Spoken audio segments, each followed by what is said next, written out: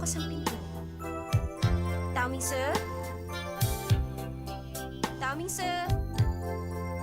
Tao Mingse! Hindi ako nakatulog kahit konti. Hindi ako makapaniwalang inupahan mo pa yung bahay dun sa kabila. Paano ka nakakatagal dun? Nagawa mo yun ang dahilan sa pag-ibig? Ang maging isang normal citizen, ganun ba talaga kahirap? Pag nakatulog ka ng mahibig doon, baka sa west na sumikat ang araw. Nakakainis ka talaga. Hinihingi ko bang opinion mo? Di mo naman ako naiintindihan. Pagkatapos ng isang araw, ang dami-dami na niyang reklamo. Tulad din siya ng ibang mayayaman.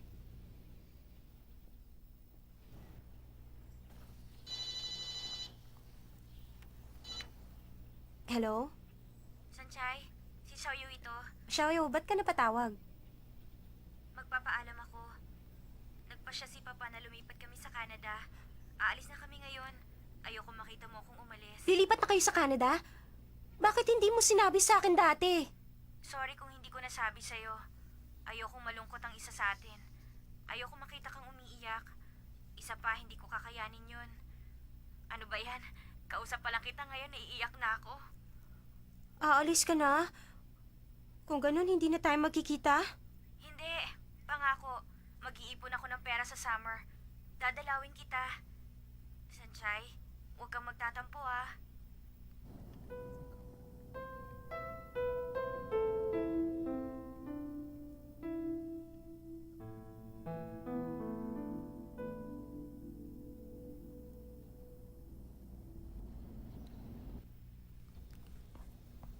Heto na ang kape mo.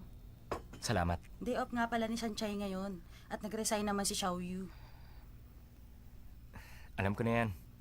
Gusto ko lang umupo rito. O sige, hindi na kita aabalahin.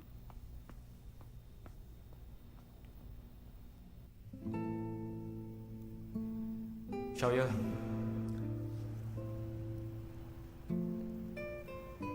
Anong problema? Gusto ko ang babaeng ito.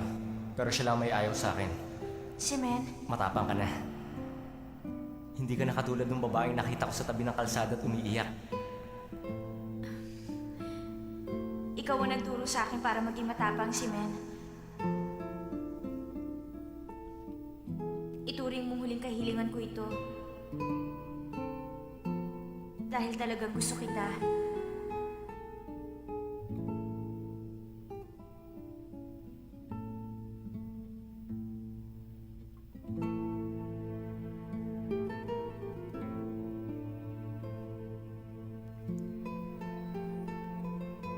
Hello? Si Men, si Mechuo to. Saan ka ba? Kala ko pupunta tayo dun sa party. Kung gusto mo, susunduin kita. Hindi ako pupunta. Labo mo naman. Dun sa party pupunta natin maraming supermodel. Sayang kung di tayo pupunta. Mechuo, ikaw na lang, have fun. Hindi ako interesadong pumunta. O sige na, bye.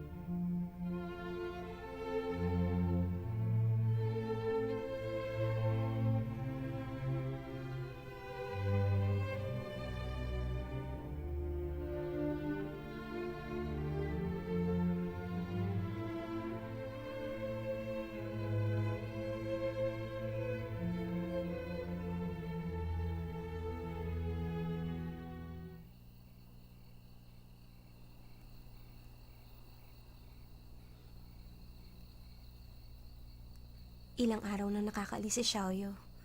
At si Tao Mingse, hindi na siya bumalik sa lugar na ito.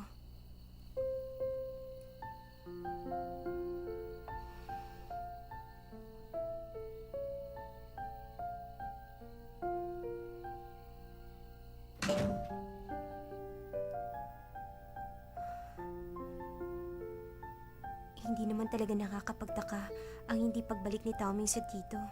Luma na kasi't marumi ang lugar na ito. Mas nakakapagtaka kung nanatili siya, pero hindi ko maintindihan bakit masama pa rin ang loob ko ngayon.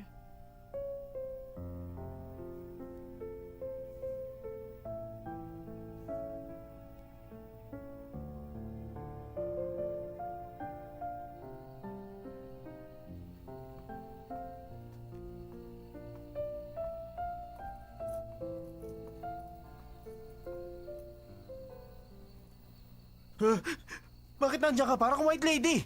At bakit mo naman sinasabing mukha akong white lady? Ang haba kasi ng buhok mo, nakatayo ka pa dyan. Buti wala akong sakit sa puso. Bakit ka pa nagpunta? Tapos matatakot ka lang pala sa akin. Ha? Bumalik ka na sa malapalasyong bahay niyo. Mas komportable doon, hindi ba? Bakit ka ba galit na galit? Hindi ah. Inupahan ko to kaya uwi ako kung kailan ko gustuhin. Hindi. Ito ang mundo ng mga normal na tao kaya hindi ka pwedeng basta umalis at bumalik kung kailan mo gusto. Minahon ka. Alam mo ba kung anong oras na? Ihatid muna kita. Doon tayo mag-usap.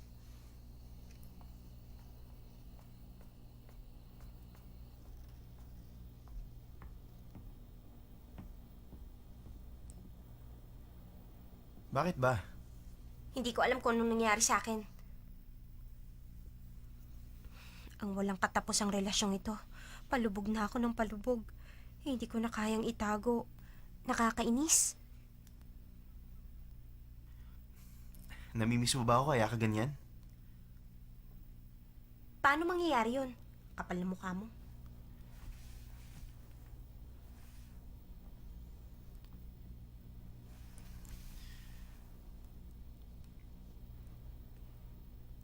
Alam mo, gabi-gabi pumupunta ako dito.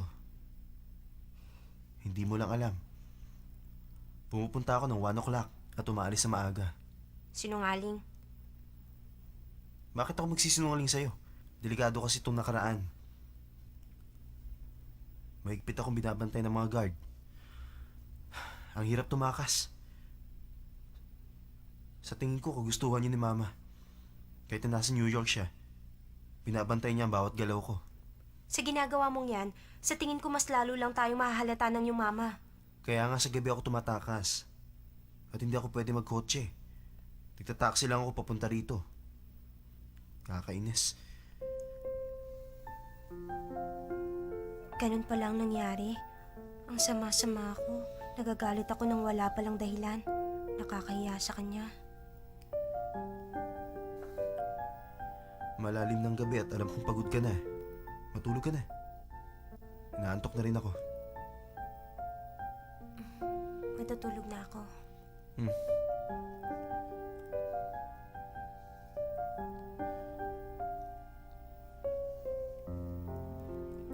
Sige na. Babantayan kita hanggang makatulog ka. Ang totoo, namimiss ko si Xiaoyu. Namiss rin kita. Good night.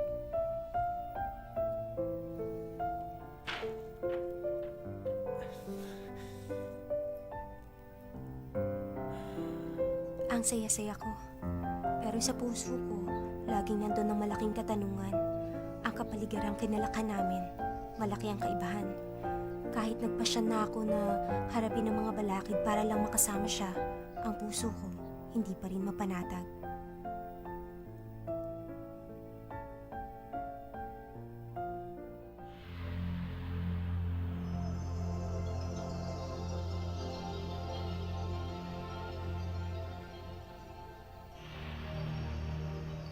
Madam, pagkakita ng real estate company sa dala naming pera, pinagtapat nila sa akin ang lahat.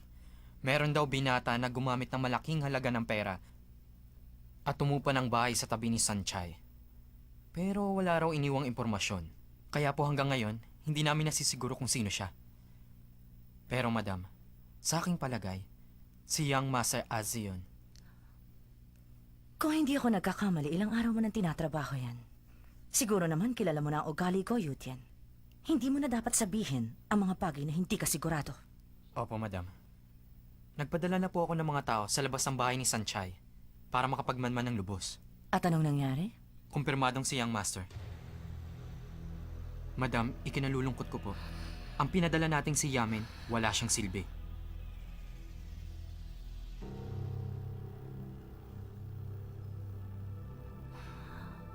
Ganun ba? Huwag mo nang banggitin ang mga bagay na tapos na. At tigilan mo na ang pag-aaksaya sa aking oras. Tapos na ang usapan.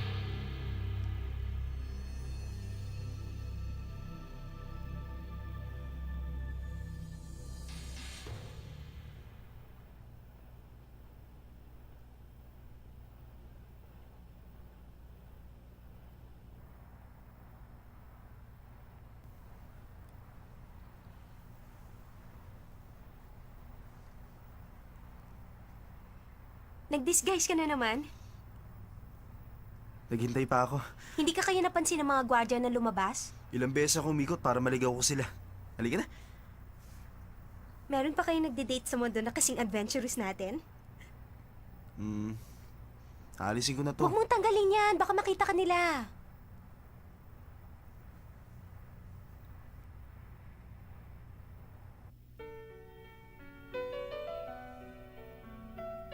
Ano to? Parang ang sarap-sarap na itsura. Truffles. Ah, truffles. Sa buong buhay ko, ngayon lang ako nakakain nito. Pag kumain ka, pakiramdam ko lahat ng kinakain mo masarap. Pero masarap naman talaga. Marami akong kilalang babae, pero hindi sila katulad mo kung kumain. Si Mama, ang ate ko, si Chin. Nakaupo kasi kayo sa isang mahabang mesa. Paano yung makikita mukha ng bawat isa? Kami ng pamilya ko, isang bilog na mesa ang gamit namin. Kumakain kami't nag-uusap. Lalong sumasarap ang pagkain. Ang sarap maging tulad niyo. Dalisan mo na lang ang pagdalaw sa akin. Pagluluto kita lagi.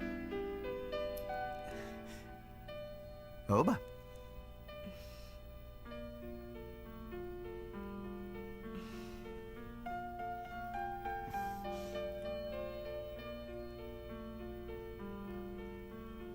At ano naman ang ibig mo sabihin doon, ha? Excuse me, sir. Hindi po pwede to. Hindi pwede? May isa pa.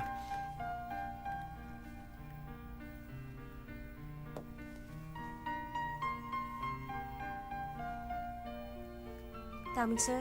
Sumweldo pala ako kahapon. Ililibre na kita. Wag na, okay lang yon. Hindi ko pinagbabayad ng babae.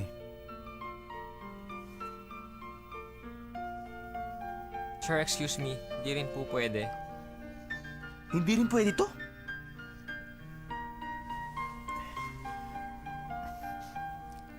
Subukan mo ang isang yan.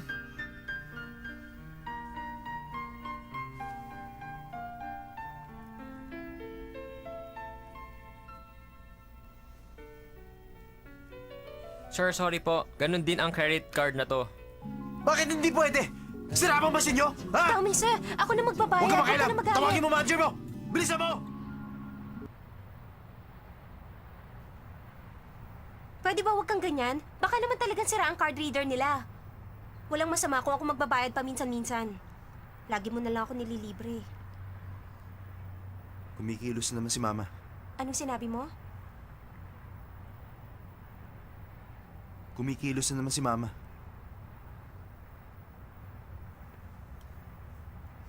Hindi naman. Baka talaga nagkamali lang sila. Halimbawa, expired ang card mo. O kaya, sira ang machine na ginagamit nila. O kaya...